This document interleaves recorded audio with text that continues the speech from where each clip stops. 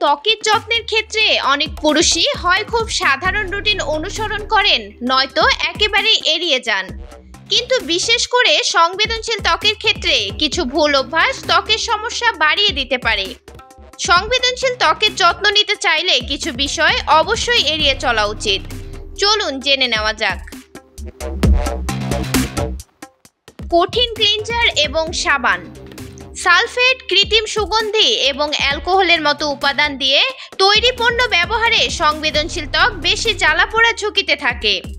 গবেষণায় দেখা গেছে যে সোডিয়াম লরিল সালফেট ত্বকের প্রাকৃতিক তেল নষ্ট করে, যার ফলে শুষ্কতা এবং সংবেদনশীলতা দেখা দেয়।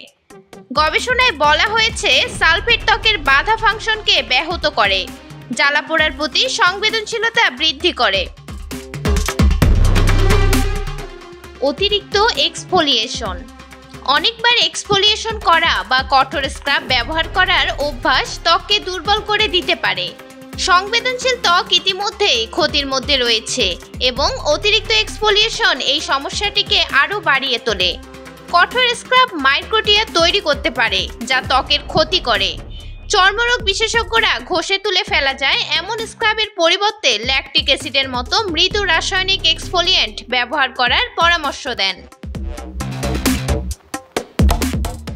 অতিরিক্ত সুগন্ধিযুক্ত পণ্য। ত্বকের যত্নে সুগন্ধি অ্যালার্জির প্রতিক্রিয়া এবং সংবেদনশীলতার একটি প্রধান কারণ। জার্নাল অফ অ্যালার্জির এক গবেষণায় বলা হয়েছে সুগন্ধিযুক্ত পণ্য সংবেদনশীল ত্বকে জ্বালা ও অ্যালার্জির ঝুঁকি বাড়িয়ে দেয়। সুগন্ধি উপাদান ত্বকের জন্য অতিরিক্ত রুক্ষ হতে পারে এবং লালচে ভাব তৈরি করতে পারে।